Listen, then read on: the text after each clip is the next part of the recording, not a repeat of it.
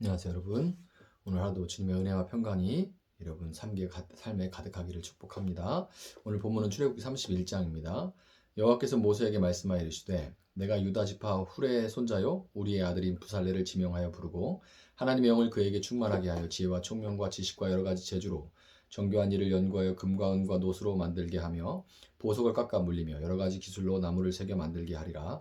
내가 또 단지파 아이사막의 아들 오홀리압을 세워 그와 함께 하게 하며 지혜로운 마음이 있는 모든 자에게 내가 지혜를 주어 그들이 내가 네게 명령한 것을 다 만들게 할지니 곧 회막과 증거계와 그 위에 속죄소와 회막의 모든 기구와 상과 그 기구와 순금 등잔대와 그 모든 기구와 분향단과 번제단과 그 모든 기구와 물두멍과 그 받침과 제사직을 행할 때에 입는 정교하게 짠 의복 곧 제사장 아론의 성의와 그의 아들들의 옷과 관유와 성소의 향기로운 향이라. 물은 내가 네게 명령한 대로 그들이 만들지니라. 여호와께서 모세에게 말씀하여 이르시되 너는 이스라엘 자손에게 말하여 이르기를 너희는 나의 안식일을 지키라. 이는 나와 너희 사이에 너희 대대의 표징이니 나는 너희를 거룩하게 하는 여호와인 줄 너희가 알게 함이라. 너희는 안식일을 지킬지니 이는 너희에게 거룩한 날이 됨이니라. 그날을 더럽히는 자는 모두 죽일지며 그날에 일하는 자는 모두 그 백성 중에서 그 생명이 끊어지리라. 엿새 동안은 일할 것이나 일곱째 날은 큰 안식일이니 여호와께 거룩한 것이라. 안식일에 일하는 자는 누구든지 반드시 죽일지니라. 이같이 이스라엘 자손이 안식일을 지켜서 그것으로 대대로 영원한 언약을 삼을 것이니 이는 나와 이스라엘 자손 사이의 영원한 표징이며 나 여호와가 엿새 동안에 천지를 창조하고 일곱째 날에 일을 마치고 쉬었음이니라 하라. 여호와께서 시내 산 위에서 모세에게 이르시기를 마치신 때에 증거판 둘을 모세에게 주시니 이는 돌판이요 하나님이 친히 쓰신 것이더라. 아멘. 자, 출애굽 24장에서 백성들과의 언약식 이후에 다시금 모세를 시내산으로 부르신 하나님은 모세에게 성소와 그 안의 기물들 그리고 성소에서 섬기는 제사장들과 그들의 의복에 관한 규례들을 주셨습니다. 이 모든 규례들은 이스라엘 가운데 거하실 하나님께서 이스라엘 백성들로 하여금 어떻게 하나님을 섬기는지 그것에 대해서 알려주신 거죠. 이스라엘 백성들은 이 규례를 따라서 하나님을 섬기고 그분과 교제하는 하나님의 백성들로서 세상으로부터 거룩하게 구별되어 하나님과 그분의 다스림을 이 땅에 드러내기 위한 그런 부르심의 소명이 있는 겁니다. 오늘 본문인 출애굽기 31장은 하나님께서 하나님의 영을 충만하게 하심으로써 이 회막의 기구들을 만들게 하신 두 사람에 관한 이야기로 시작됩니다. 유다 지파 훌의 손자요 우리의 아들인 부살렐과 단지파 아히사막의 아들 오홀리압이 바로 그들이죠. 3절 4절을 보면 하나님은 부살렐에게 성령을 충만하게 해서 지혜와 총명과 지식과 여러 가지 재주로 정교한 일을 연구하여 금과 은과 노수로 만들게 하시고 그에게 오홀리압과 지혜로운 마음이 있는 모든 자에게 지혜를 주셔서 그에게 붙여서 그를 돕게 하시죠. 이 두 사람에 대한 이야기로 본문이 시작된 것은 하나님의 백성들을 통해 하나님의 법에 의해 다스려지는 그 하나님의 나라를 세워가게 하시고 그리고 또한 그 하나님 나라로 온 열방을 초대하는 그 사명은 하나님 백성들을 통해서 이 놀라운 일들을 감당해내는데 이 사명은 사람의 힘과 능으로 되는 것이 아니라 하나님의 영이신 성령님의 도우심으로만 가능하다는 것을 보여주기 위해서 이렇게 이 두 사람의 그 일하는 그 모습을 소개하면서 시작하는 거예요. 그들에게 하나님의 영을 충만하게 하여서 부살렐과 오홀리압이 그랬듯이 우리 마음에 성소를 지어 하나님과 교제하며 또한 기쁨으로 하나님의 법을 따라 살아가기 위해 우리가 구할 것은 오직 성령의 충만함인 것입니다. 오직 성령에 의해서만 우리 마음의 성소가 지어질 수 있고 또한 오직 성령에 의해서만 우리는 성소에 계신 하나님과 깊은 교제를 나눌 수가 있는 거예요. 이 사실을 재차 확인하듯이 하나님은 이 말씀에 이어서 안식일에 관한 규례에 대해서 다시 말씀하십니다. 하나님은 안식일을 지키라고 명하시면서 안식일을 더럽히는 자는 모두 죽이라 이렇게 반복해서 말씀하시죠. 이 말씀을 문자 그대로 받아서 현대에 적용하면 주일에 일하는 사람 반드시 죽이라는 말 이렇게 들릴 수가 있죠. 그런데 만약 하나님께서 정말 죽이는 거 그 자체에 목적이 있으셨다면은 구체적으로 죽이는데 돌로 칠하거나 나무에 달라거나 하는 그런 사형 방법에 대해서도 언급을 하셨을 거예요. 그런데 그냥 죽이라고만 말씀하시고 구체적인 그런 방법들을 말씀하지 않으시죠. 법을 공부하다 보면 아주 법의 기초가 되는 것 중에 하나가 뭐냐면 죄형 법정주의라는 게 있습니다. 죄형 법정주의.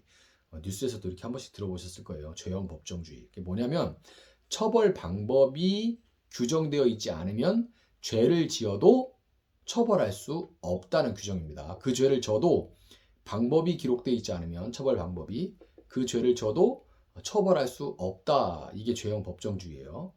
자, 지금만 그런 게 아니라 법이 존재한 역사에 계속해서 죄형 법정주의는 존재하는 거예요. 따라서 하나님은 죽이는 데 목적을 두신 것이 아니라 그만큼 안식일을 지키는 것이 중요하고 본질적이다라는 것을 강조하신 겁니다. 자, 17절에는 안식일을 지키는 이유가 나와 있죠. 하나님이 엿새 동안의 천지를 창조하시고 일곱째 날에 일을 마치고 쉬었기 때문에 안식일을 지키라 이렇게 말씀하십니다. 다시 말해서 안식일에는 하나님이 행하신 모든 일을 찬양하고 하루를 구별하여 드려도 모든 쓸 것을 공급해 주시는 하나님을 신뢰하고 또한 천지를 창조하시고 지으신 모든 것을 우리에게 맡기신 그 하나님이 우리에게 바라시는 일을 기억하면서 하나님과 교제하는 날인 겁니다.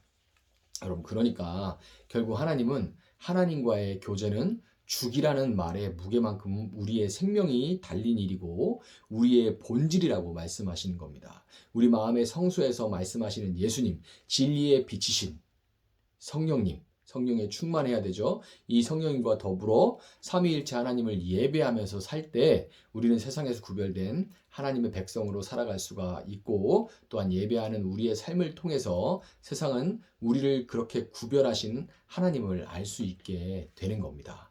여러분, 모세가 산 위에서 받은 율법에 관한 말씀은 이 18절로 맞춰지는데요. 18절 말씀은 증거판에 관해 설명합니다. 하나님께서 시내산 위에서 모세에게 이르기를 마치신 때에 하나님이 친히 쓰신 증거판 둘을 모세에게 주셨다는 건데 이 증거판이 궤 속에 들어있기 때문에 그 궤를 증거궤 또는 법궤라고 부르는 거예요.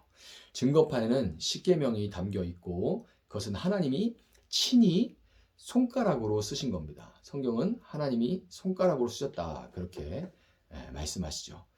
자, 손가락이 나오면 이어서 신약의 요한복음 8장 8절을 보면 거기에 이런 말씀이 있어요. 예수님이 간음하다가 현장에서 잡힌 여인을 이제 돌로 치려고 하는 사람들 앞에서 여인과 사람들 중간에 서시죠. 그러면서 뭐라고 말씀하세요? 너희 중에 죄 없는 자가 먼저 돌로 쳐라. 그렇게 말씀하시고는 그러고서 몸을 굽혀서 손가락으로 땅에 뭔가를 쓰십니다. 그러자 그 사람들이 하나둘씩 그 자리를 떠나갔죠. 여러분, 손가락으로 땅에 쓰신 예수님 바로 십계명을 우리에게 주신 하나님의 근본 본체십니다. 십계명이 담긴 증거궤는 우리가 속죄소에서 흘린 예수님의 피로 말미암아 이 간음하다 현장에서 붙들린 여인과 같이 영원히 용서받았다는 것을 증거하고 또한 용서받은 기쁨으로 이제 십계명으로 대표되는 하나님의 율법을 즐거이 따라 살 수 있는 하나님의 백성이라는 것을 증거하는 거예요.